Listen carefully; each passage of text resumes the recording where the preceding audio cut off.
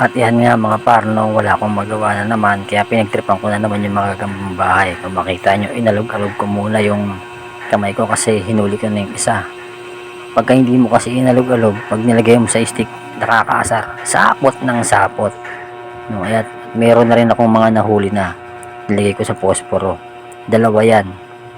Yung ilalabas ko yung halos kasing laki niya lang. Yan mga par, paglalabanin ko muna sila dyan, no, kasi wala akong trip, no. Naalala ko talaga nung mga kabataan ko pa gagambang bahay lang, masayang masaya na kami ng mga tropa ko. Pag nanguhuli kami niyan, talagang laban-laban. At natatandaan ko nga, dati may nagbebenta pa sa amin yan, si Pedson. Halagang 2 piso, botsog na. Dati yung kulungan niya lang, latang malaki, tapos may mga halaman, ito yung dahon, may mga stick, tapos ando dun lahat ng gagamba. Tapos pipili ka kapag bibili ka, halagang 2 lang, tambotsog na. Yung mga namimiss ko, lumulusot pa kami sa mga silong-silong ng truck, kasi dun sa amin meron truck na mga hindi na ginagamit, mga bulok na sasakyan. Dun kami malimit nakakahuli ng gagambang bahay. At kung gusto naman namin bumili na, kung tawagin ni Aroma, yung mga pang pustahan, nadayo pa kami ng school para bumili lang nun. Pero sa gagambang bahay lang, masayang masaya na kami. Ito makikita nyo, asar na ako dyan kasi sapot ng sapot.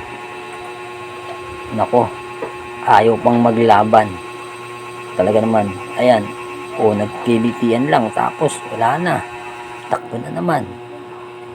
Talaga naman pinipilit ko silang mag-away, kaso ayaw nila mag-away, magkamag-anak yata yung mga yan. Kaya ayan, oh. Ano, yung sapot naman ng sapot. Sundot ako ng sundot, yung isa sapot naman ng sapot. Ayaw pa maglaban. Tingnan mo, bagod na ako dyan kasi sapot ng sapot yung gagambang bahay. Ayun, napupuno na yung mukha ko ng sapot, ayun, kita nyo naman mga par, talaga naman, pati yung mukha ko inahawi ko na kasi nililiparan ako ng mga sapot nila.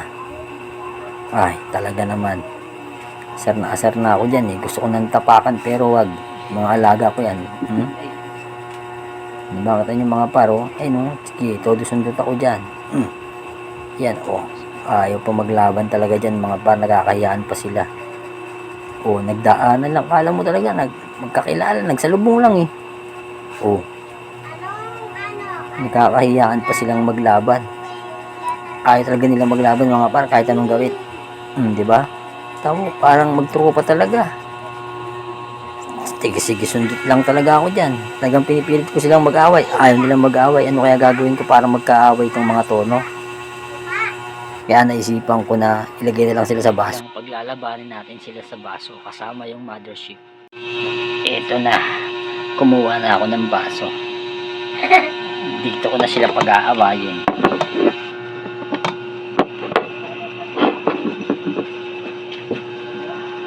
Tapos isasama ko pa yung mothership. Ayan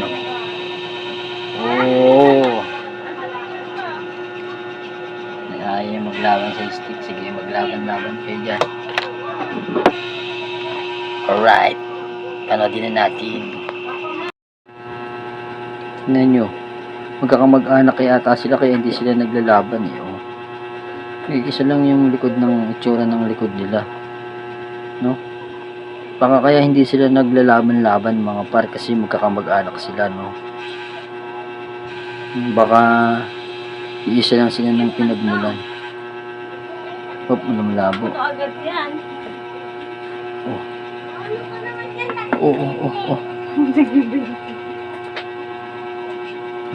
Magkakamag-anak siguro itong mga to.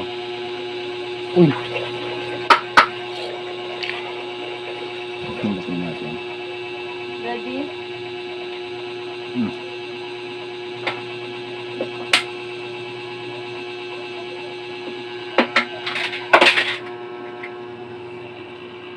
Ayaw talaga nilang maglaban, mga pistil na to.